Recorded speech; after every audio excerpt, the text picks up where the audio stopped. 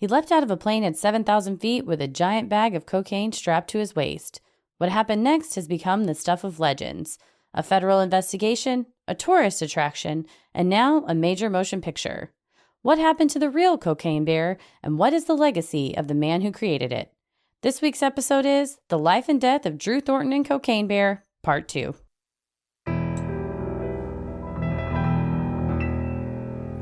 A bump in the night, your heart fills with dread. Probably a murderer who wants you dead. It could be a ghost, a demon, or worse. Perhaps you're the victim of a witch's curse. It's hopeless, you're doomed. You'd call a priest if you could. You'd rather just listen to who? Sinisterhood.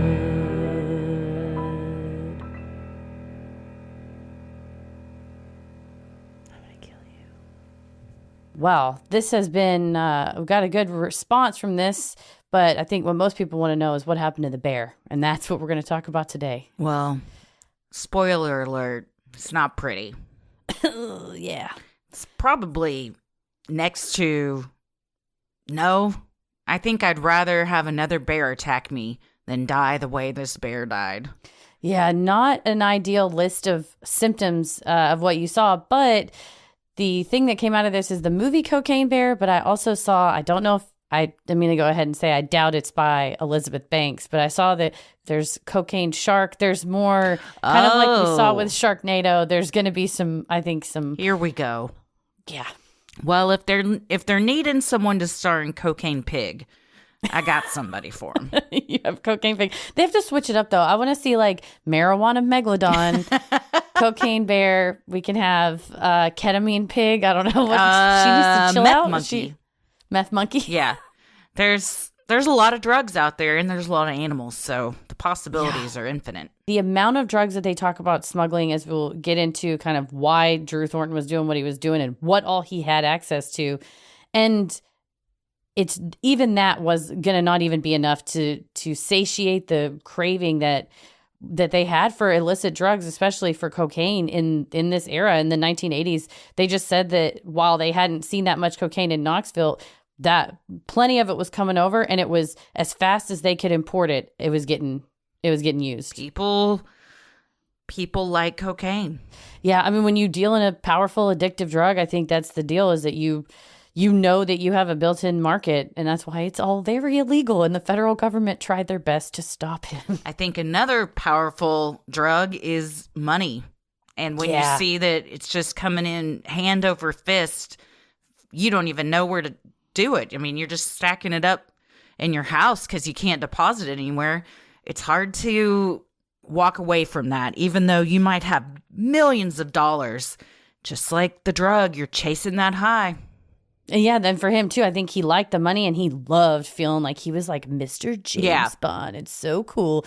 You're like, all right, come on now. For Drew, I think it was, a lot of it was that. Not even driven by money as much as the lifestyle, the thrill, the adrenaline rush that he got from it. You got to choose stuff, though, that isn't going to end up like this, you know? Go regular skydiving. Yes. Bungee jumping. You can shark diving. You can't. The shark with the GoPro on your helmet right up next to it. You could, what are some other adrenaline junkie things? Four-wheeling? Is that one? I mean, that's a milder version, but, you know, you can make anything extreme if you try hard enough. I like it. Like, if you want some adventure, go four-wheeling, all right? Why are you messing with the drug running? You could have got you a four-wheeler. It'd have been fun. We'd all had a good time. Have you tried two wheels? Well, let me introduce you to four. Shit gets double crazy. It was hard enough for me to manage, too. I don't know about four-wheelers, but I sure did like go-karting is a fun one. Base jumping. I mean, there's so many. He could go hiking. We went hiking. And, the adrenaline rush of walking up a mountain. Some of it, I'm sure people that climb, like that really mountain climb, that's different than how I hike, which is just a casual stroll on a flat piece of land through the forest. With a lot of stopping for breathing, at least for me. I'm like, let's take a minute. Let's take a minute. And you just want to enjoy nature, Heather? Yeah. That also, I also have asthma. I can't catch my breath right now. But there's plenty, there's the outdoors. I don't know why he chose this life of crime, but he could have, there's so much to see in the United States. Like you don't have to fly all the way to Colombia. No. You had a pilot's license. You could have been like, I'm going to go fly to the Grand Canyon. I'm going to fly to the Rocky Mountain. You could have flown anywhere, and you chose instead to smuggle drugs. It's a choice I'll never understand. What is it saying? When opportunity meets preparation? That's one of them. But what does it equal? Success. Is that what it is? I think Success so. I think is when opportunity meets, what did I say? Preparation. So I think the opportunity of joining the police force and being offered, hey, we got this illegal thing we're doing and you can make a lot of money on the side. And then that also lines up with the, James Bond type of life he wanted to lead. It was too good to pass up. You can't fly too close to the sun. Get your four-wheeler, travel the country. That's not what we're in doing. A Cessna strapped with cocaine. No, that's not the way to end that. I think just travel the country and meet new people, see peculiariums, see rivers you've never seen before. There's just so much. The more I follow like national parks and stuff on Instagram and the more that we travel around, I'm like, there's so much beauty that we haven't even discovered that's not just in our own backyard, but within a pretty quick travel trip. May I take a brief moment to discuss Island of the Sea Wolves? Oh, please. Yes. Speaking of beauty, that's real near us. I'm now on my third time watching it because we showed some of it to Ella and Simon. And so now every night before bed, we watch like 30 minutes of it. It's narrated by Will Arnett, who can he tell me everything I need to know in my life? I'm telling you what I tell you the other night. I said, if Will Arnett pulled you right up close and was like, take your panties off. You would do it. Without question. His voice is phenomenal. It's so He's good. great in Murderville. He's so good in Murderville, too. Well, he's great in this, and it's a 3-episode series about Vancouver Island and the wildlife and ocean and everything there, and it is phenomenal. If you haven't checked it out, it's on Netflix. So gorgeous, stunning. Ella goes, is this a real place? And I said, right? Yeah, right? Because it seems like a work of fiction. It is just so gorgeous. How they got this footage, I don't know. But my God, it should win every award. And she said, do people live here? And I said, I think so. I honestly don't know. I know a lot of bears and fish and wildlife live there. People, I'm assuming at least a couple people live on the island. And I think I'm sure reasonably nearby. I mean, close enough to get there, close enough to see it. And I don't think that the island is just beautiful. I'm sure the surrounding area, it's like a concentric circle of beauty around there. It's wild, the kind of stuff that's contiguous to us. I mean, we could drive there in a road trip if we needed to. It's, the island, we'd have to take a plane at some ferry, point. Maybe. Yeah, a ferry, perhaps. Yeah, it's, check it out. It's, if you want to see some healthy bears that are living their best life and not all coked up, then check out Island of the Sea Wolves. Yeah, I definitely have to watch it because you've told me about it now telling me on the air too. I want to see the sea wolves and the bears, and I want to go to Vancouver. I want to go everywhere. And that's part of the benefit of this job is we can go to a lot of places, but I don't know that they're going to let us do a full moon energy show on the Island of the Sea Wolf. But these sea wolves have big full moon energy, and so do the otters and the sea lions. There's walruses, there's foxes, anything you can think of. It's just there's a menagerie. Will Arnett's voice. When you go, welcome to Sea Wolf Island, you're like, we're here. Oh, man, we'll have to go. Well, where are we going to be traveling in just a week? Oh, my gosh. So soon. We're going to be on April 19th. We're going to be in Denver, Colorado. On April 20th, we'll be in Salt Lake City. And we've been getting some great suggestions so far on cool places to check out. Shortly thereafter, we'll be in Austin, Texas on April 27th. And then Houston, Texas on May 3rd. And we'll be in San Francisco June 7th, Los Angeles June 9th, and our new dates, we're going to be in Boston July 19th, Brooklyn July 20th, Washington, D.C. July 22nd, Detroit August 15th, Columbus August 16th, and Pittsburgh August 17th. So we got a lot of new places to go to. Tickets are on sale for everything through San Francisco right now, but for all those new dates, you got to join the Patreon, and as soon as we have ticket sale info, we're going to announce it on Patreon and then put it up on the internet. Yeah, you get first dibs on Patreon, including VIP, which sells out really quickly because there's only 50 tickets available. But it is a super fun, intimate Q&A post-show where we discuss anything you want. We'll show you home videos. We'll talk about maybe conspiracy theories we didn't get to in the actual show. You get to hear bonus conspiracy theories. Right. And for instance, like when we were on tour 2 years ago, all the Murdoch stuff was cropping up. Well, we didn't have a space to talk about it during the show. Well, now we're in a Q&A afterwards. So cases, if there's case updates, we just got breaking news that Adnan Syed's conviction is being reinstated. And, you know, if we want to talk about that, it doesn't have a space for it in the Full Moon Energy. But the Q&A, it's like a live Q&A we do on Patreon, but in person. Yeah. So anything you want to talk about. Super fun. And it's just it's a cozy little vibe. So go to sinisterhood.com/live shows for information on all of that. And we hope to see you at a show soon. I hope so. But in the meantime, we're going to travel to the Chattahoochee, wait on yonder, as you said. Well, I'm Christy. I'm Heather. And let's get into it. Son of a prominent Kentucky family, Drew Thornton had gone from Army paratrooper to narcotics cop to lawyer to major gun and drug smuggler. His final ride was to be a huge haul from Colombia, bringing back tens of millions of dollars worth of cocaine. He had no idea when he took off that September night in 1985 that waiting for him back in the States were jets scrambled by the federal government, tipped off by a call to the FBI.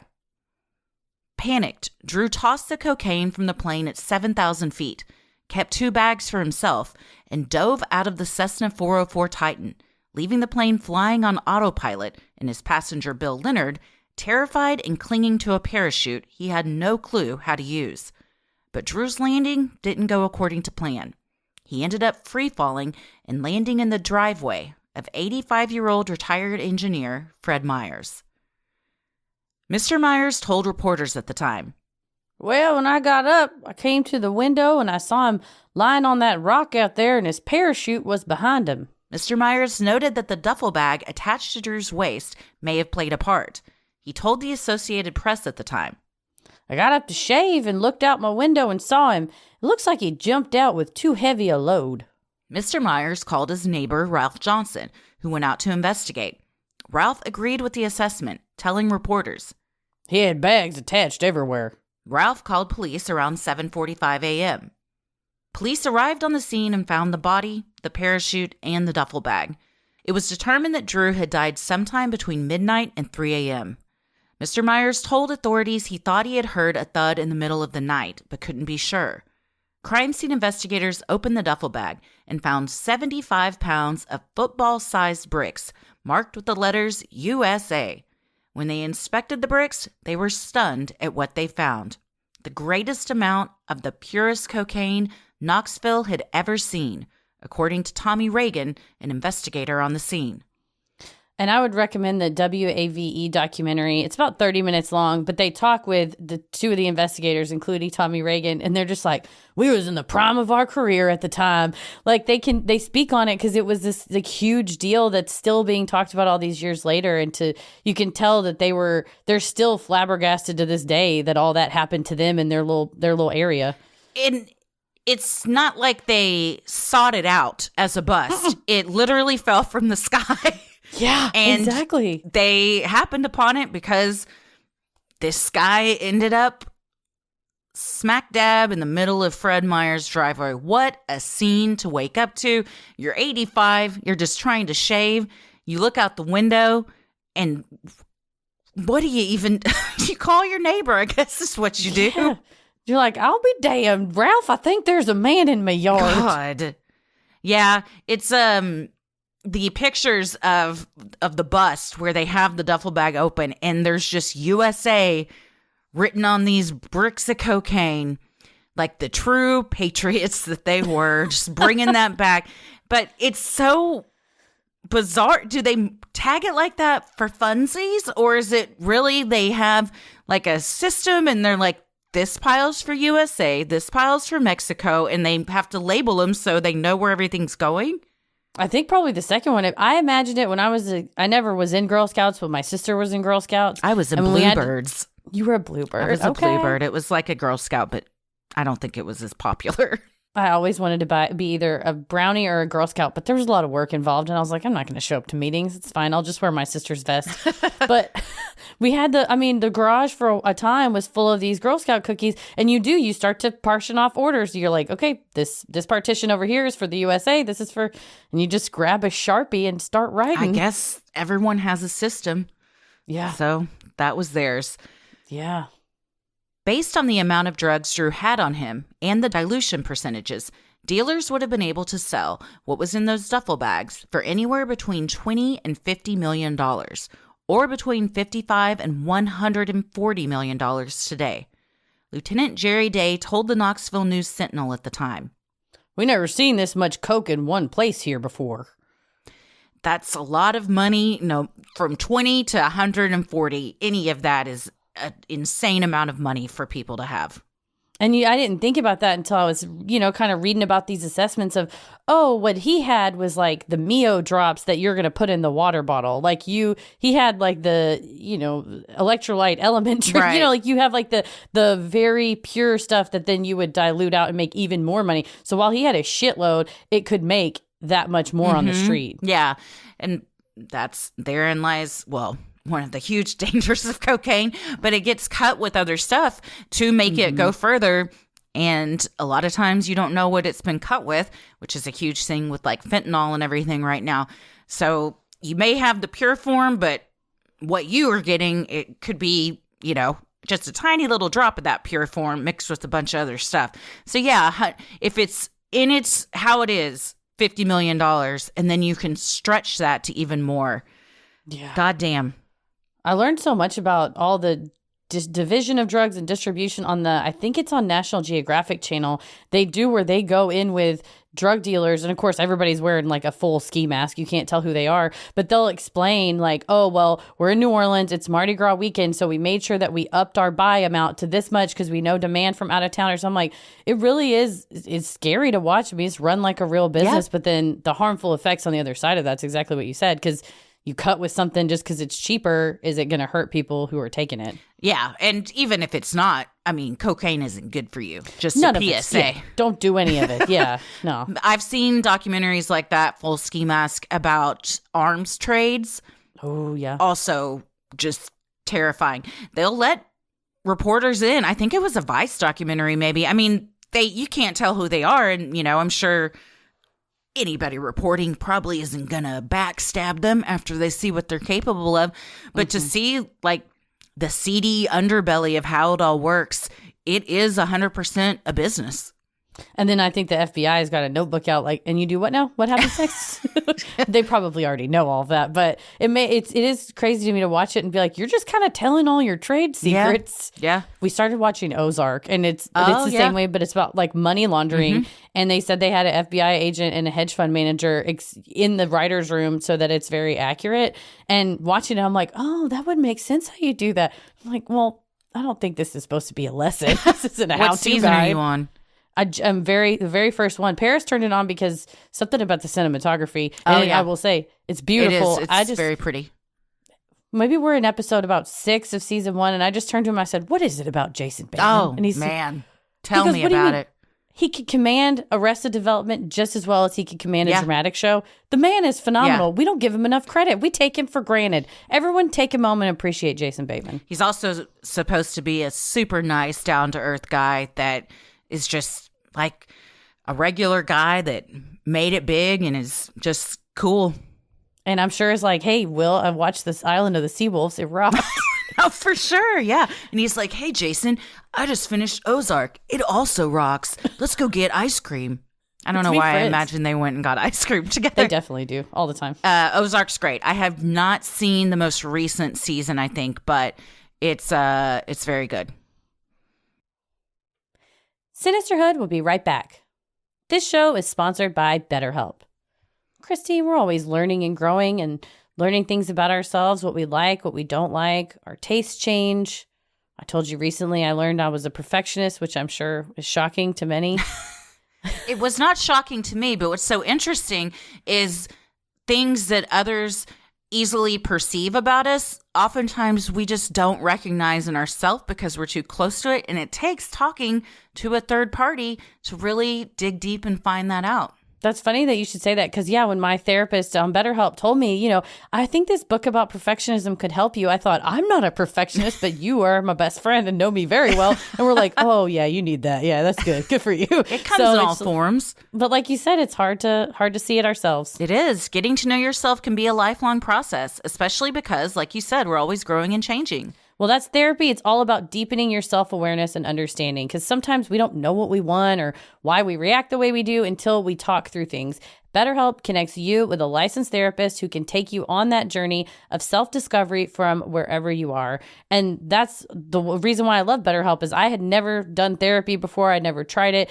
You had great success with your therapist and were very open on the show. And I thought, you got to practice what you preach. I want to try this out. And I've been able to make that great connection and tell my therapist, hey, I don't know what this conversation is supposed to look like. But if they're a licensed professional therapist, they're like, yeah, I do. That's okay. I will help you. They guide you through it. It's helpful for learning positive coping skills and how to set boundaries. It empowers you to be the best version of yourself. And it's not just for people who've experienced major trauma. If you're thinking of giving therapy a try, BetterHelp is a great option. It's convenient, flexible, affordable, and entirely online. You just fill out a brief questionnaire to get matched with a licensed therapist, and you can switch therapists anytime for no additional charge. Discover your potential with BetterHelp. Visit BetterHelp.com/sinister today to get 10% off your first month. That's BetterHelp, HELP.com/sinister. Traveling at 60 to 80 miles per hour, Drew's body had landed face up and sustained significant damage in the fall. He had bitten through his lower lip and broken all bones in his spine as well as all his ribs. His ultimate cause of death was a lacerated aorta and broken neck. Described by one officer as a one-man army, Drew was found carrying a pistol, 2 knives, night vision goggles, dehydrated food, vitamins, compasses, 6 gold South African coins, and $4,800 in cash. He was wearing a bulletproof vest and Gucci loafers. He also had several different forms of ID, all different identities. Yeah, this is a lot to just have strapped to you. I think the pen, there's two knives. One is a pen knife, so you thought it was a pen, but you take it off and it's actually a knife. That's very James Bondy. I think he would love that. Or be like, Inspector Gadget. I'll just sign this document. Right. And then also a stiletto knife. I mean, he was ready. Is that night vision? High heel, but then it doubles it as a knife? He's like, these are my Gucci stilettos. Just kidding. Watch it. Gotcha. Also, Inspector Gadget did not have knives. In my head, I was like, if this was like a modern day Inspector Gadget that also had a dark side, he might have that. Well, now I'm writing that movie in my head.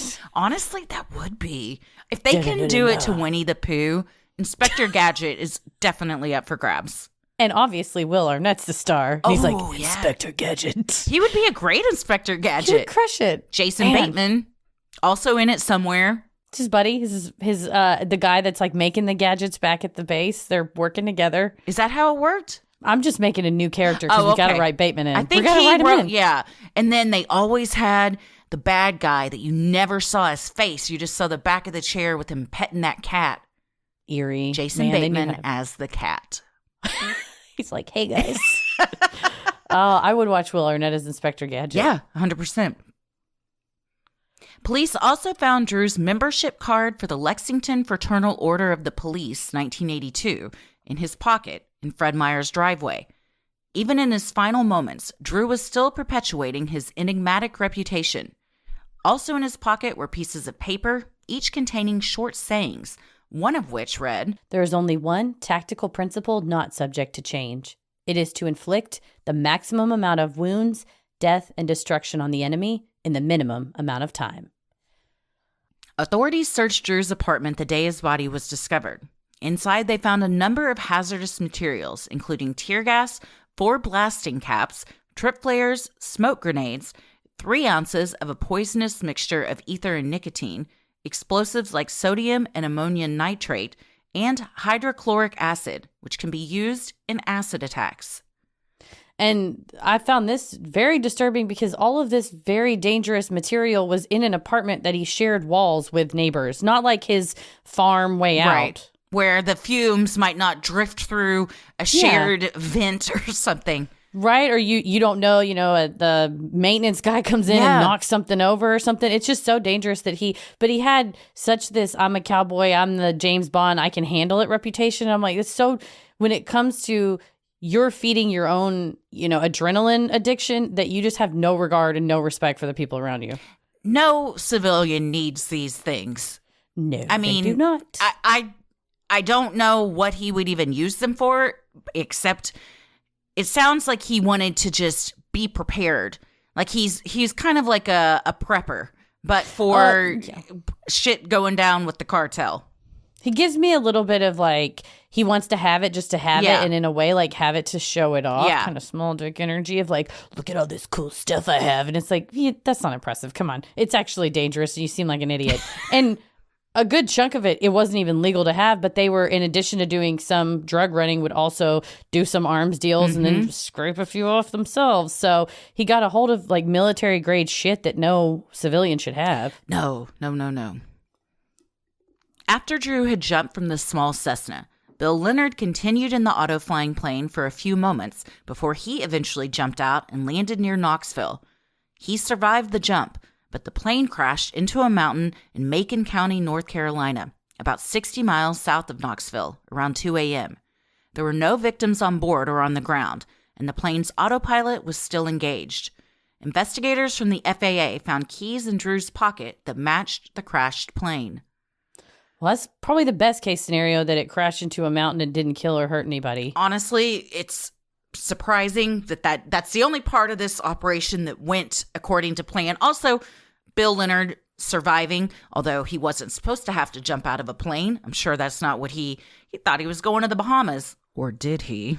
Yeah. At some point, you got to be like, this doesn't seem like a trip to the Bahamas anymore. Like, how long have we been in the air? Shut up, Bill. Lay back down. Yeah. Why didn't I have to bring my bathing suit and flip-flops again?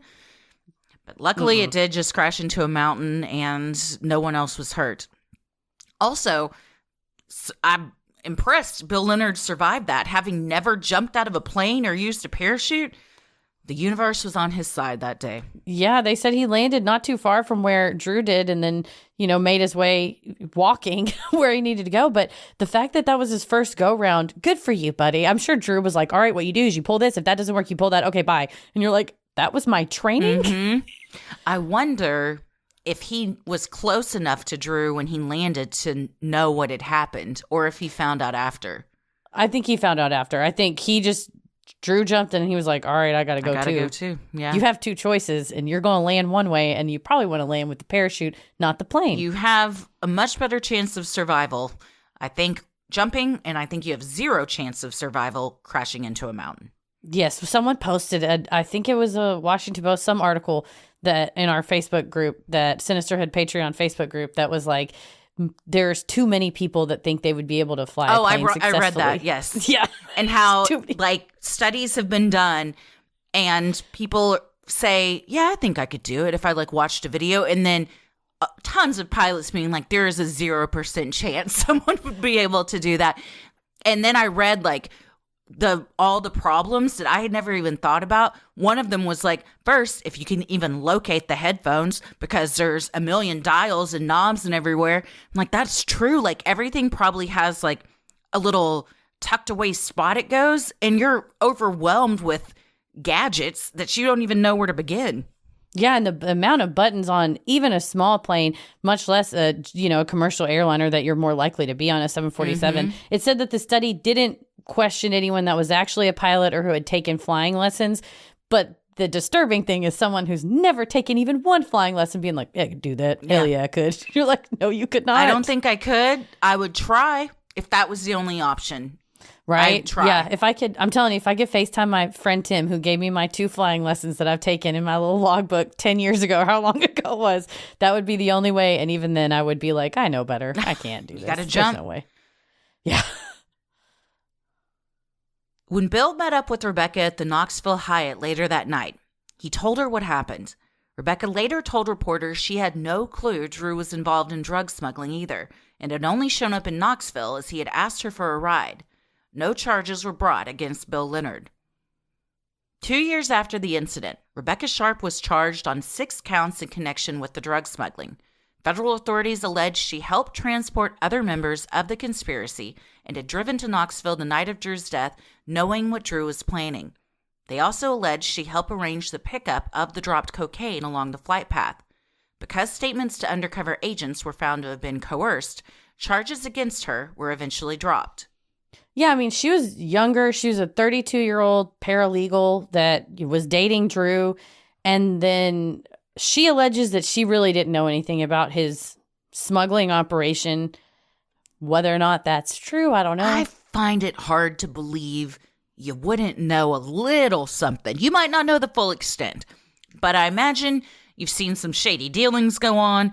If you've been to his apartment, you've seen a bunch of shit that is dangerous and illegal. Yeah. I can't imagine someone that's this entrenched in that lifestyle. You wouldn't get glimpses of it, of being with them for, a couple years. Yeah, at least some type of, he had a weird meeting and I heard every other word, or I heard that his half of a phone call. But she was charged with conspiracy to import 800 pounds of cocaine. So that was going to be Yikes. Yeah. She was charged with the traveling interstate. So that's bad. She drove across state lines. And again, that's more federal charges. Count of possession, a count of importing. She was released on a $50,000 bond, but faced 70 years in prison and a $780,000 fine. But because undercover FBI agents dressed up, first of all, she was getting death threats from the Colombian cartel that Drew owed all this money to, right? He chucked essentially $50 million out of a plane, and they were pissed off and they wanted their money because he was supposed to deliver it and the money would get delivered. So because she was related to him, they were like, we're going to kill you. And so she knew she had death threats. The FBI, in fact, told her, hey, we've gotten word that they're really pissed at you. At the time, they didn't really know who Bill Leonard was. The FBI didn't. And that's part of the reason why he wasn't charged. He flew out of that plane and kept his mouth shut. Just smart. Kept walking. Just keep walking. But these undercover FBI agents met up. They set up a meeting with her and they're telling her, and one of the agents played a member of the Colombian cartel and kind of did this whole act. And she started saying stuff, which her attorney later said she was just making stuff up because she thought she was going to get murdered that day. Yeah. She had been told they're mad at you. Then you're sitting her in a closed off room. And eventually a judge said, yeah, this is a situation that was so inherently coercive that it's an involuntary statement that was compelled. It's essentially not torturing somebody, but you coerced it. So those got kicked. So her charges got dropped. If I was in that situation, I would say whatever I thought was going to get me out of that room, whether it was the truth or not. And that's what she did. And so Drew jumped on September 11th, found on the 12th. September 29th, there was a plane crash in Butts County, Georgia that killed 16 skydivers and the pilot. And the guy that owned the plane, who also died in the crash, David Williams, was an acquaintance of Drew, was mentioned in her indictments as a co-conspirator of Drew's. And they said the NTSB did tests on the plane and the wreckage and said, oh, the plane's gas had water in it. The avgas had water in it. At first, they thought it might have been sugar.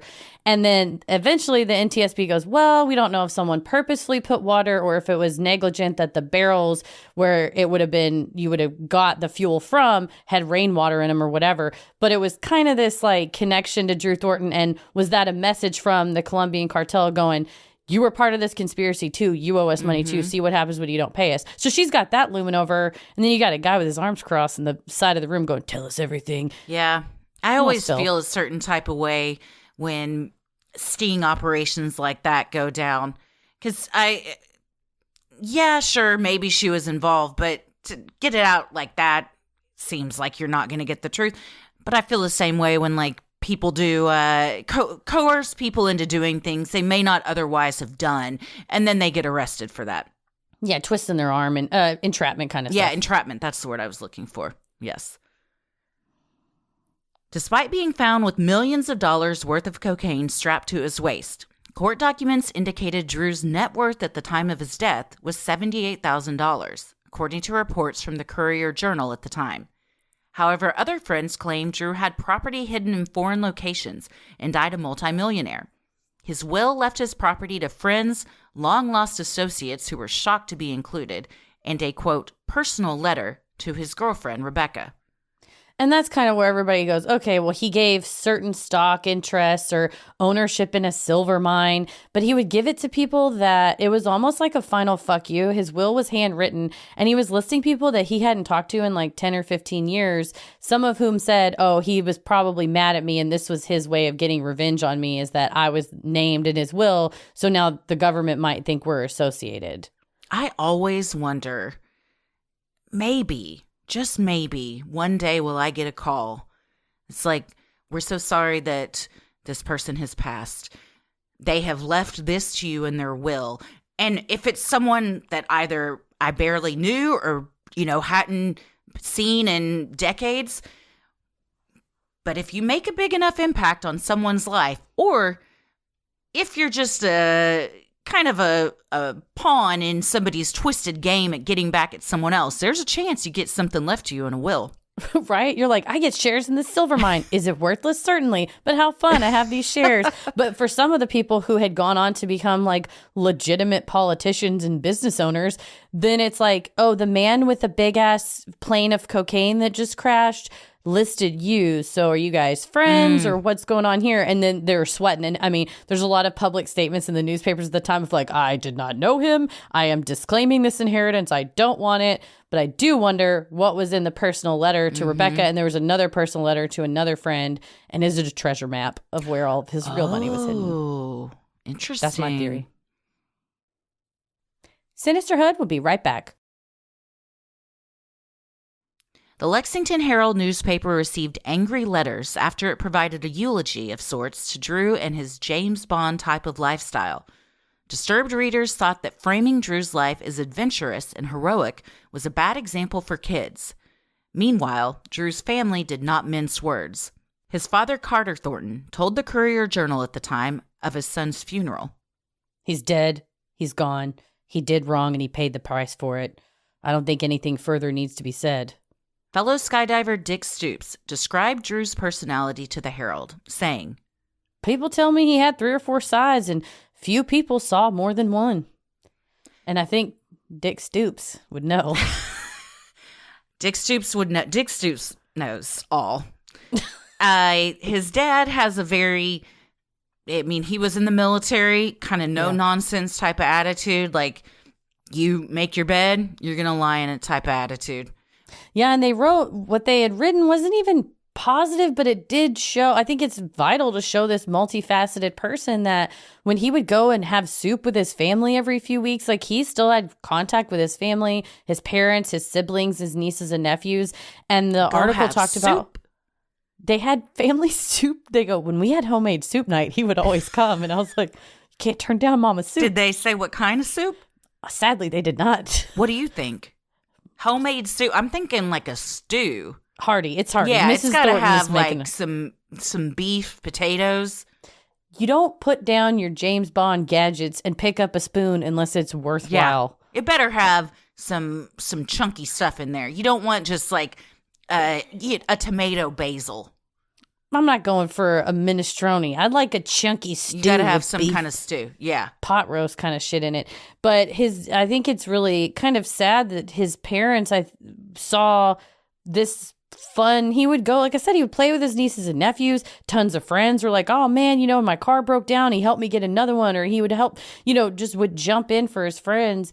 And that can also be true, but yeah, he was also like a fucking violent drug smuggler.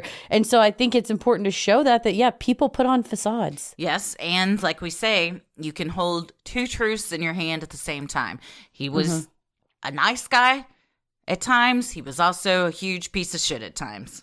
Yeah, and I think that's what shocked people about, Alec Murdaugh or something where you're like, oh, here's a video of him for the law firm talking about, I love helping people.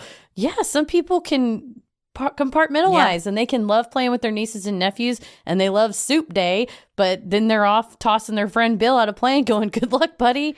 I would also show up for a loaded baked potato soup. Fuck yes. God damn. That's one of my, if I see a loaded baked potato soup on a menu, getting it every time. Broccoli cheddar too, but loaded baked potato goes. Girl. Now we need soup today. I might have to get some loaded baked potato soup. Paris is going to get home from work and I'm going to be like, stew's on. What? It's 70 degrees outside. What? Stew's on. It's how you get them. It's how you lower them back. Drew's ex-wife, Betty Zering, shared details of the couple's relationship with the Washington Post after Drew's death, telling reporters, he was a philosophical, incredibly disciplined, extremely spiritual, and loyal warrior with his own code of ethics who thrived on excitement. The couple loved one another, but Betty realized he loved me, but he resented having a wife. The final straw was when Drew was taking meetings with mafia hitmen from Detroit who had contracts on him. We both realized it wasn't a life I felt comfortable with. Well, I'm glad that you both came to that realization. Right? I mean, and also like from his perspective of, I love you, but this is what I'm fucking with now. And if you're not on board, fair enough. Yeah. I mean, and it was amicable, but there's something to be said that at least she knew about it so she could get out when the getting was good and she wasn't having death threats against her. Walter White didn't even give Skylar that courtesy. He didn't. Damn. But I have feelings for Walter White. So just in general, I love Walter White. He's a likable character. Did he do awful things? Sure. But I rooted for him throughout the entire series. And what that shows you is the absolute genius of the writing of that show, that they can make you go, I get that this guy, I feel the same way about Jason Bateman in Ozark. Yeah. I feel like, I get it. He's not doing great stuff. Walt, and I can't remember Jason Bateman's character. Oh, Marty Bird. They start off as just regular good dads. And then shit goes down and they got to do what they got to do. So you see this relatable, vulnerable, like, nice character, and then you follow, kind of their downfall. But they start off really good. Yeah, and you feel like that could be any of us. Yeah. Damn. After the massive drug drop, authorities began searching for the bags along the flight path. Weeks later, police had recovered 5 bags in total, containing at least 370 pounds of cocaine. They also found clothing belonging to Drew in a Georgia pond. More cocaine was recovered hanging in a tree in the North Georgia woods. However, one of the bags remained missing and would be found by someone or something else. On December 23, 1985, the Georgia Bureau of Investigation told reporters from UPI that a badly decomposed body of a 175-pound black bear was found among 40 open plastic containers with traces of cocaine in Fannin County, Georgia, just south of the Tennessee border in the Chattahoochee National Forest. The creature had deteriorated in the ensuing months, with GBI agent Gary Garner telling the AP, "The bear got to it before we could, and he tore the duffel bag open, got him some cocaine, and OD'd. There's nothing left but bones and a big hide." It's sad to think of this black bear just walking along, doing its bear thing. Curiosity got the best of him. And then the next 15 minutes are horrifying. Yeah.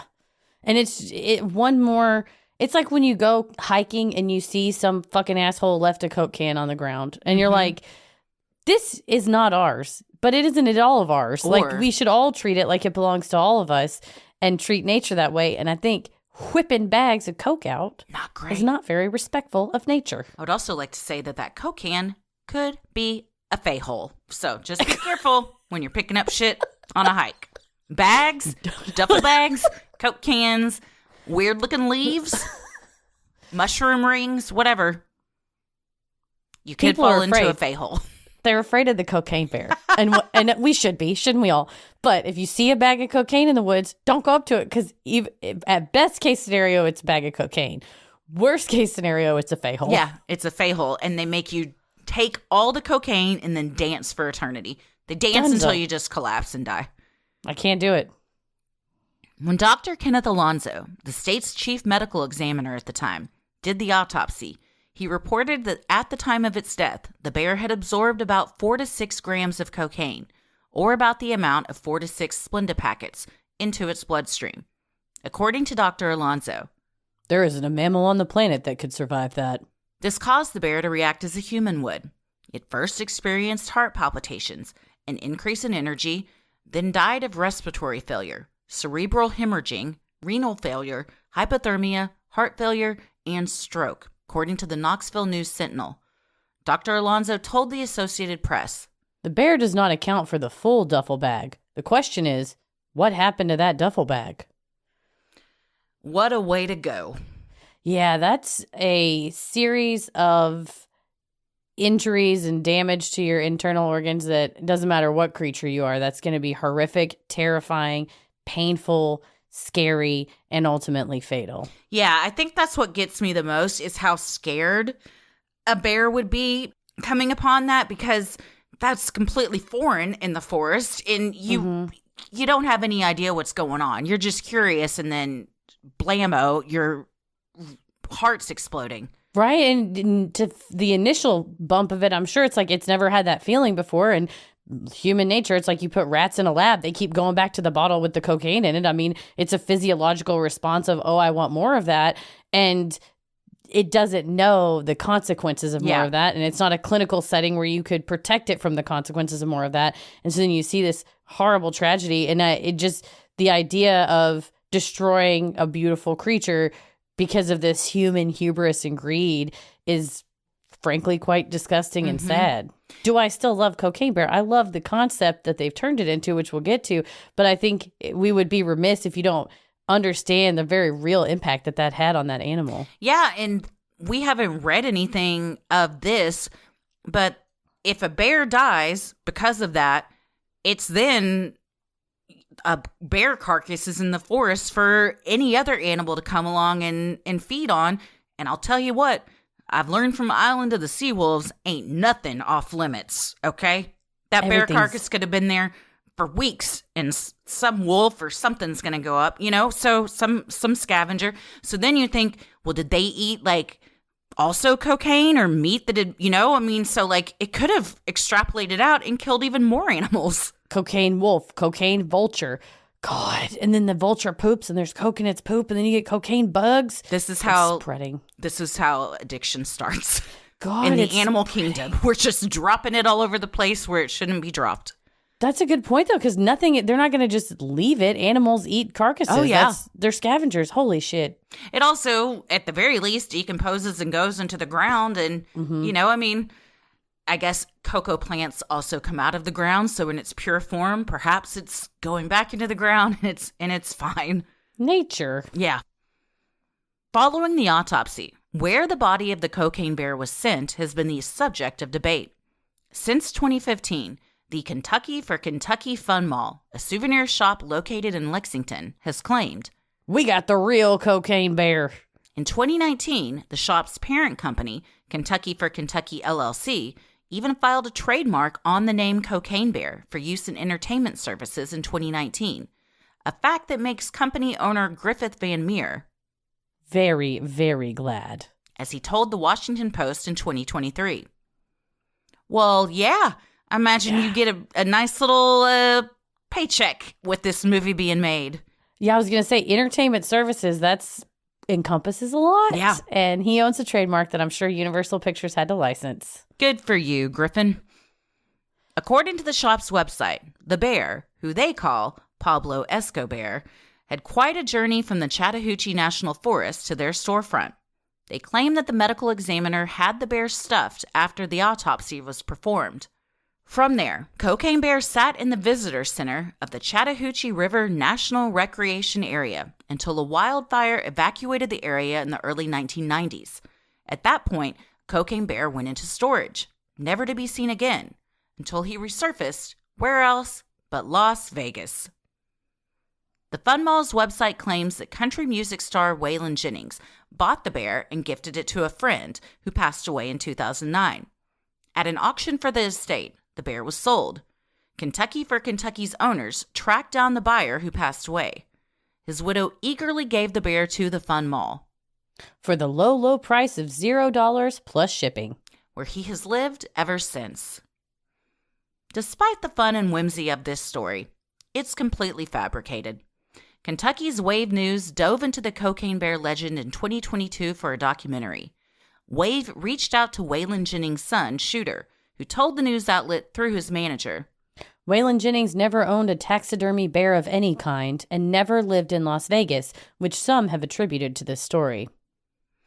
Well, that's Waylon. One way to take the wind out of their sails. Yeah, it's such a fun, whimsical story. It's just not true. It's completely false. And we had a very nice listener email us some pictures of her and her friends' visit with the cocaine bear. And if you didn't know, there's a plaque that says, the whole story and Pablo Escobar, and you can take pictures with the bear. It is taxidermy, like on all fours. It doesn't look like it's been on a coke binge. Unfortunately, that's another bear that they must have stuffed. Yeah, it's just a bear that they have called the cocaine bear, but it is not technically the real one. I'm not going to lie to any of you listening. I bought merch. I was on the website to read the story and to get the information, and then I bought some merch. What have you bought? What's coming? I bought a fun little, let me pull up my shop app on my phone. Oh, no. They offered, which I thought was a pretty good deal, like a fun little pack of all of their cocaine bear stuff. So it's not all of it, but a couple of small things. So like a patch, a sticker, a postcard, and then I got a shirt that looks like the college shirt from Animal House, and it just says cocaine bear. It's like the college font, but it says cocaine bear. That's good. Instead of college, it says cocaine bear. But yeah, I got the cocaine bear party pack that comes with the party pack. Yes, it's a koozie that says I party with cocaine bear, a cocaine bear for president button, a sticker, and a patch plus a little postcard. Well, you love a koozie, so I got a koozie right now. I've got my Cowboys koozie. Oh, nice. Sinisterhood will be right back. As if that weren't bad enough, when Wave reached out to the authorities who handled the real cocaine bear, the legend finally died, just like the bear. Dr. Alonzo, the medical examiner who performed the autopsy, said when its remains were found, they were nothing more than a pile.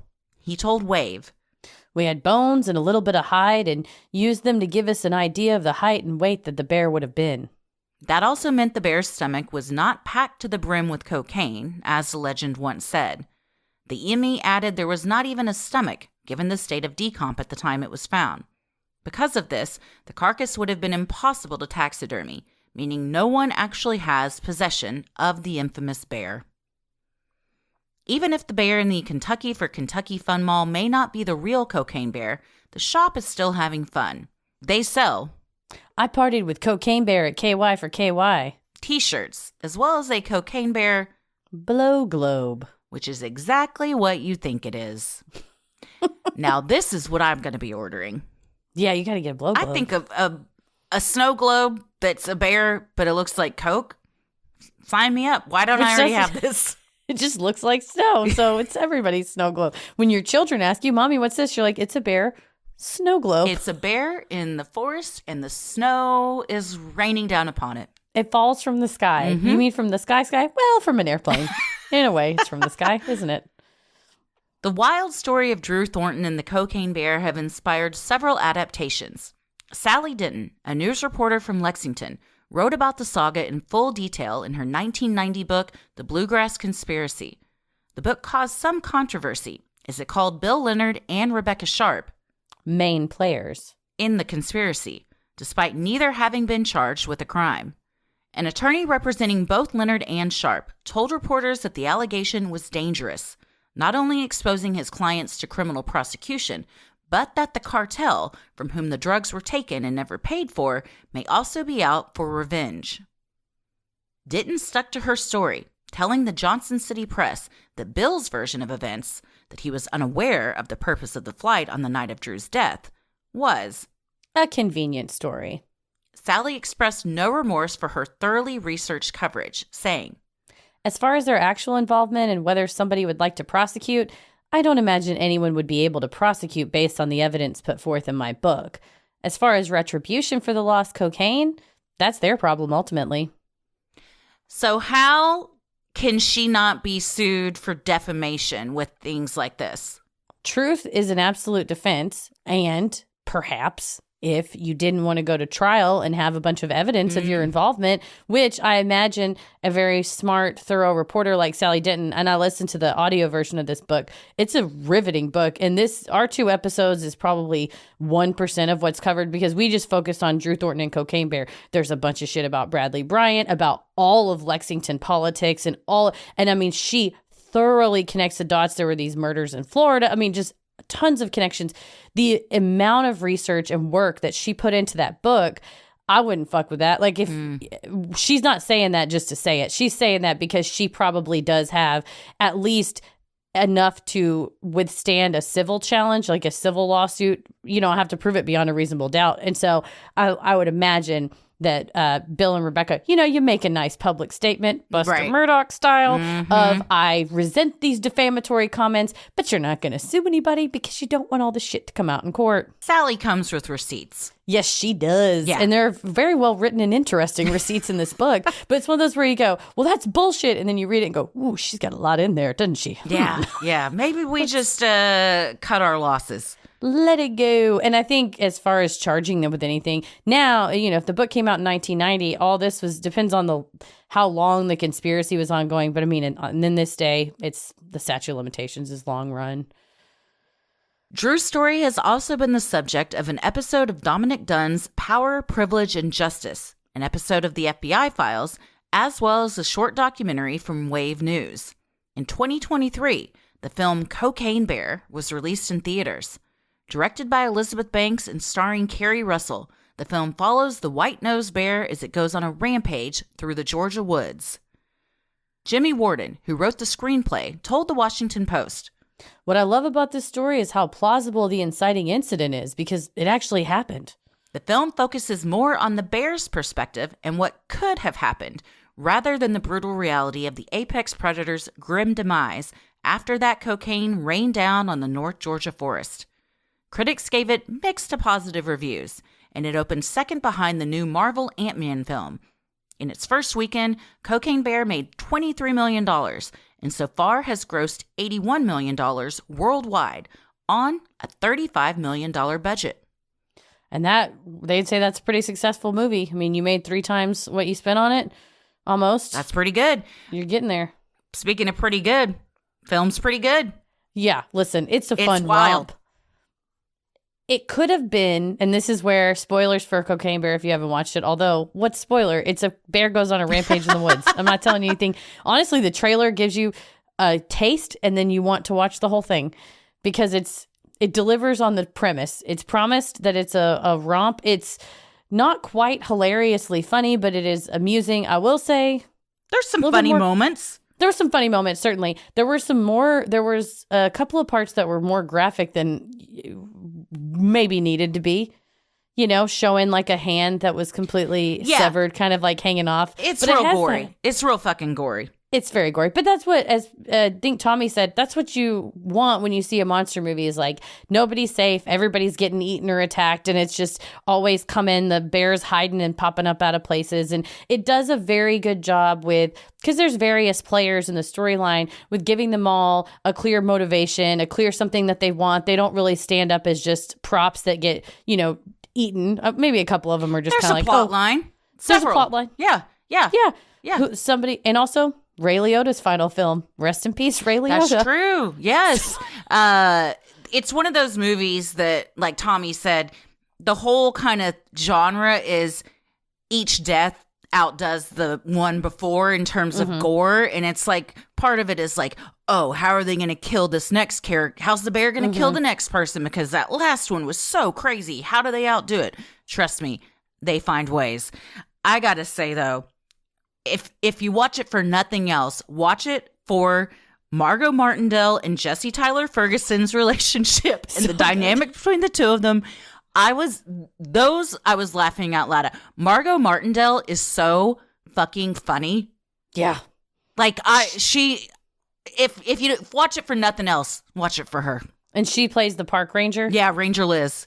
She's fantastic. She's so good. Again, it's a character that could have just been a cardboard cutout of a character, but they give her by a lot of things that they show. And early on, if you have any interest in storytelling or filmmaking, particularly watch that character because they do so much with giving her so much motivation and showing it versus telling it. And then because you know what her motivation is, it's very fun to watch her be thwarted at every turn. And as an audience member, you're like, oh, she's going to get mad about this. And then she does. And then something else happens. So I think they could have wasted her in the film. And thank God they didn't because she did great. I think that they didn't waste any characters. Everyone had like you said, a clear point of view. They were all like there for a purpose. Both of the kids that are in it did really well. I'm really excited that one of my favorite Instagram creators, who's also a stand-up comedian, and his name is Scott, and I can't recall his last name, but he does those Instagrams where he'll be a role playing as a retail worker and then say, oh, really? Yeah. You're going to come in 5 minutes before? Fine, come in. We'll close the door with you in here. And the music always starts. Yeah. I love that he was in it. I'm like, put him in more movies. He's funny as hell. Yeah. I mean, TikTok and Instagram is a legit way that a lot of movie people source their talent these days. Right? You're getting into it. Well, I would say if you like a adventurous, bloody romp, give Cocaine Bear a try because I enjoyed it. Yes, same. Drew Thornton lived by his own moral code, one which few understood. Like so many others, Drew's former supervising officer at the Lexington Police Department remained puzzled by the way Drew's life turned out.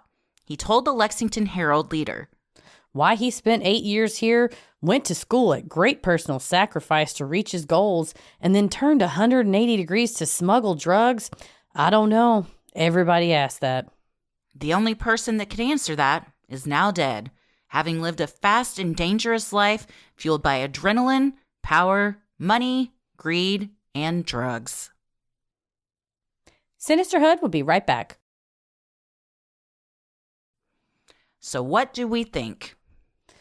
That was a refrain that I saw in a lot of the editorial writing about this at the time, was especially from people very local to Lexington and to that idea that he came from this fancy horse breeding family. Of course, they weren't like mega rich, but they did great. They did well, to the point where they could buy a whole horse breeding farm. He went to private schools. He wanted for nothing. And I think it was mind boggling to people there who were like, okay, I can see that if you have no other opportunities, you're like, oh, fuck, I'm going to have to break the law to make money. I have to put food on the table. But you not only had a perfectly fine job as a cop, but then you also went to law school. You could have had a perfectly fine career as a politician, an attorney, whatever. But then to not have to go to illegal things because you have to, but to go to it because you want to, was still to me is mind boggling. Other than, I think he had a big old ego and thought he was this magical karate ninja from whatever and just wanted to look like a badass and act like a badass and didn't care about the consequences. Yeah, I think it was less about the money and more about the excitement and thrill of doing illegal stuff and getting to, go on plane rides and smuggle drugs and do secretive shit. I mean, there's something to be said for that is exciting. It's extremely illegal and dangerous, but for some, that type of lifestyle is exciting. And once he got a taste for that and having at such a young age also discovered these are the things I enjoy, like adrenaline junkie type stuff, that it just got in his blood. And just like that cocaine, you just keep chasing that high. That blue blood. You're right, though, because if he wanted that lifestyle, he already had a path in law enforcement. Go be an undercover officer for the DEA because that's an extremely onerous job. It's scary. It's hard. We watched a thing on YouTube that I think it might be Variety. It's one of the major like Hollywood trade publications. It might be Vanity Fair. They do like a real blank response to movies, and they had a real undercover DEA officer responding to depictions in movies and how accurate it is. But they also have him talk about their history, and I mean, he had to like join the fucking Hells Angels. It took like 3 years. He had to do all this stuff, and there's member votes and all that. So you could, in theory, go live this lifestyle, but just in a way that's hopefully a net positive and not a net harm, which would be this. Yeah. Because, again, if you go and read the Bluegrass Conspiracy, I think Drew and Bradley, if it wasn't Drew himself, at least one of his very close associates, Drew and Bradley and their third buddy, I think they were responsible for the murder of Melanie Flynn. I think they were responsible for the murder of another woman. They for damn sure were responsible for the murder of a man in Florida. Another statement said that a woman was in the plane with them flying over the Gulf of Mexico, and Bradley chose that time to confront her about that she was loose-lipped or whatever, and that he opened the side of the plane and kicked her ass out over the Gulf of Mexico. So I think maybe for Drew, he was just in it for the adrenaline, but he definitely was associating with and at least stomaching, if not participating in, acts of violence, of destruction, not to mention just the destructive nature of these drugs coming in the country. So as we said earlier, don't do drugs, don't do drug smuggling, get your four-wheeler. You got to get that four-wheeler. It's like we talk so much like about the act of the selling drugs. Maybe that's one reason they can eulogize him in the newspapers because, well, we're not talking about, a serial killer, but the harm that bringing thousands of pounds of cocaine into the United States that then gets distributed all over the world, you can't even trace the ramifications and repercussions of everything that of who all that touches and then the lives of all the people that are ruined from it. So once you extrapolate that out, he's a huge monster. Yeah. And you're, again, if not directly harming people, you're the catalyst. Like, that's not going to get there without you. Would it have gotten here eventually? Yeah, I think so. I mean, that's what it was going on in the 80s with all these private planes just flying in from Colombia with guns, drugs, and whatever else on it. But I think individually, he didn't have to make that choice. He could have had a completely thrill-seeking, wild, he could have been doing base jumping or what was that documentary we watched about that guy, free solo, go free solo rock climb or something where you're the only one at risk if you want to have this risky lifestyle. But in this case, he's risking not just himself, but everybody else around him. But at no point was I like, this guy is a philanthropist. He seemed very selfish and self-centered. Even to the extent of helping friends, many people said, yeah, but like he wanted a favor Came later. With the price. Yeah, like there was always like, remember what I did for you. Remember that time that I gave you my soup on soup night? Well, now I'm asking for a little favor from you. You know what it takes to pay back baked potato soup? Loaded baked potato soup? Are you talking chives and bacon bits and shredded cheese? They put a dollop of sour cream. It's Will Arnett for no reason, though. In the Drew Thornton story, played by Will Arnett, we're going to have an agent that's on his tail. Jason Bateman. The guy. Ralph will be Jason Bateman. Drew Thornton is fucking Will Arnett. We got this. We got it. Because they're on Smart List together, we have to figure out a place for Sean Hayes. He can be Bradley Bryant. There you go. Oh, there you go. We casted it. Perfect. There it is. We've cast it. We still need to cast the bear. Yeah, we'll take. We're gonna find a bear, but we're accepting auditions. Petal can audition. The goose. If you have any rambunctious animal, pet, but you have to dress it like a bear. Yeah, it needs a little bear hat. We will accept any applications. Email them to sinisterhoodpodcast@gmail.com. Please, yes, yeah. For our movie poster.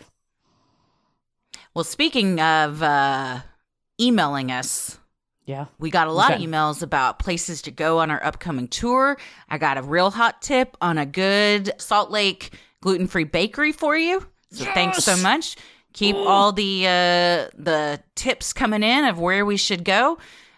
But if you want to go to a show, Heather, where do they need to go? I've got a great tip. You go to sinisterhood.com/live shows. Get your tickets. We've had a couple of questions, so I say we take this moment to give a rundown. Because someone said, "Oh, I want to bring my friend, but I don't really know what to expect," or "Oh, I'm so excited to hear the local legend you're going to cover." Here's how it's going to work. The way we've done shows in the past was fun. We had a good time, but we're innovating. We're always going to the next thing. We're always moving on. We're like Dwayne Johnson, The Rock. Yes. We're always looking for the next best thing. We have to evolve like The Rock, not a rock, which doesn't evolve, but The Rock, which does. And so as we have done, we're going to travel a show that we've written. And basically it's about the moon. That's just what's it about, the moon. But there's so fucking much you don't even fucking know. You don't even know. Just like we don't know. You know what was just discovered on the moon? Tiny little fucking capsules filled with water. They didn't even know was there before. Shit's Bam. getting found all the time up there that we don't know about. We're going to tell you about that. But there's also, there's true crime. There's conspiracy theories. There's mythology, cryptids. There's basically everything we cover as Sinisterhood, we have written into one show that has a cohesive thread throughout. That is the moon. Lunar, but it's going. I've had a good time. And the problem is there's so much information that we keep wanting to add to it. So every show is also a little different because it's a little evolved. If we get new information, like this new news that came out, we're definitely going to add that to the show because it's new knowledge. So if you've seen it already and you're like, I'm in town, I might go come see it again because it's going to be a different show. Also, we're improvisers and we can't help it. So it's always going to have a little bit of a different thing. So if your friend's like, what should I expect? You can expect a hilarious night where you'll learn a shitload of stuff about the moon in a kind of a creepy, weird, macabre, spooky way, as we always do. And it's a good time for all. And then if you get VIP, the Q&A, like we said, it's like a Patreon Q&A. Sit, hang out with us, talk about whatever you want to talk about, watch home videos, talk about the news, conspiracies, any of that. It's a good time. And you get a signed poster for included into the price of your VIP admission. So, and you get a little bit of closer seating, but these venues, all of them, every seat in the house is amazing. They're great venues and we can't wait to see you all. So for all of the dates, times, tickets, all that good stuff, sinisterhood.com/live shows. Let's go hang out together somewhere in America. Or somewhere in outer space. Or UK, Australia. Folks have asked. I would love to go there, but we got to share the show. We got to get bigger. Yeah, we want to come to Australia. Trust us. Places. There's not one part of us that doesn't. It just is a long ways away. We got to make it. We got to make it. We got to do it. We're going to make it. We're going to do it. Let's all manifest it. Sinisterhood, Australia, 2024, and UK. We're doing it. Let's doing it. Well, now we have to do it. Come on, y'all. Sinisterhood.com/live shows, and we'll see you soon.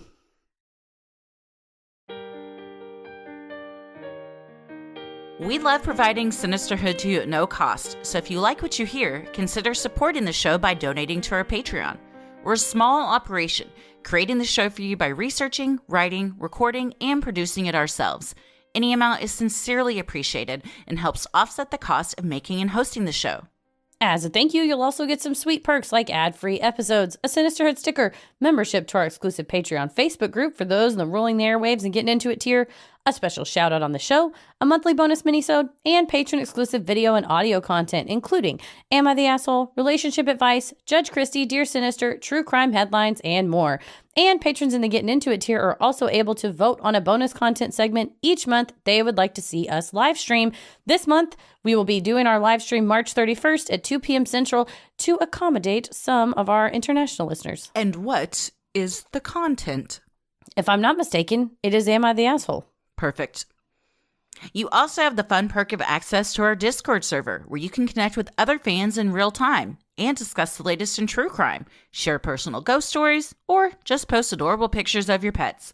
We hop on occasionally, and we host monthly Q&As on Crowdcast, where you can ask us all your burning questions. This month is tonight, the very day that you're listening to this episode, the 29th at 8 p.m. Central. So if you're a patron, make sure you go and register for the event. If not, just jump on over there right now, and there's still time. And even if you are listening to this after, all of them are on demand. You can access all of the archived videos when you become a patron. I didn't realize we've done a live stream a month every month for long enough that there's probably 50 hours on there. It's wild. For patrons not in the U.S., you have the option to pay in pounds or euros, saving you the cost of the conversion fee. Annual memberships for all tiers are also now available. Those that select this option will be rewarded with a free month of membership. For more details on all of this and specific member tiers, visit Sinisterhood.com and click Patreon on the top banner. And make sure you stick around after our sign-offs to hear your shout-out. So many of you have been tagging us in pictures of you sporting your sweet Sinisterhood merch. Keep those pictures coming. If you want to get some cool Sinisterhood swag like t-shirts, mugs, totes, and even clothes for your kiddos, visit Sinisterhood.com and click on Shop on the top banner. You can support the show fast, easy, and at no cost to you by rating, reviewing, and following on Apple Podcasts, Spotify, or wherever you listen to your podcast. Speaking of reviews, you can easily leave one by going to sinisterhood.com/reviews.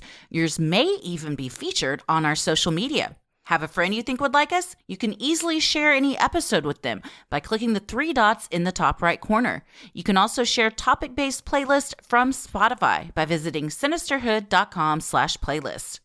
You can follow us on Instagram and Twitter at SinisterhoodPod, like us on Facebook at Sinisterhood. You can head to TikTok or YouTube at Sinisterhood Podcast. And we're also available on Cameo if you would like us to do video shout-outs. We can say, happy birthday, happy anniversary, I love you, I have some good news, I have some bad news, I'm sorry. Anything you want us to say in a personalized video shout-out, head to cameo.com/Sinisterhood, and we're happy to do it. Christy, where are you at on the computer? I am on Instagram at Christy M. Wallace. I have a Twitter account, but from what you and Tommy have been saying today, there's no reason to get on there, and I rarely post. If you want to check it out, it's Christy or GTFO. Same with TikTok. I rarely post, but in the event that I do, go ahead and follow, and then you'll be notified when I make one post every 6 months. In the event that I post, should you be interested? For sure. Heather, where are you?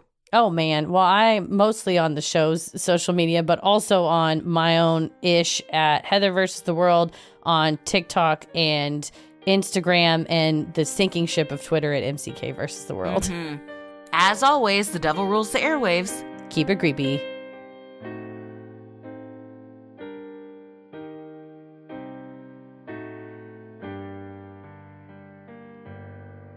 Hey, everybody. Thank you so much for supporting the show. Here are your special Patreon shout-outs. Michaela DeFisher, Cheryl Pierce, Daria Weems, Susan, Taylor Sealing, Jessica Lowry, Fabby, Tina Kane, Benjamin A. Clinton, Annette Marcello, PNW Alley, Catlin, Sarah Swinder, Nevessa Allen, Courtney Kemmerling, Brandy Arnold Kruder, Elizabeth Langill, Melissa Green, Jessica Helen Grimmer, Sarah George, Sarah Fullenweiler, Alina Piero, Diane Maroney, Unam Sadiq, Amanda Kennedy, Good Witch 73, Mackenzie Jackson, Jamie, Maureen O'Rourke, Heather Montague, Eileen Stuber, Kristen Jarvis, Maggie Morrison, Rihanna, Casey, Katie Burns Yoakum, Ariel McCreary, Justin Phillips, Aaron King, Devin Murphy, Katie, and Jalen Reed. Thank you so much for supporting the show. We could not do this without you all. We hope we pronounce your names correctly. We love each and every one of you. Stay safe, stay healthy, and keep it creepy. Wahahaha. Sinister.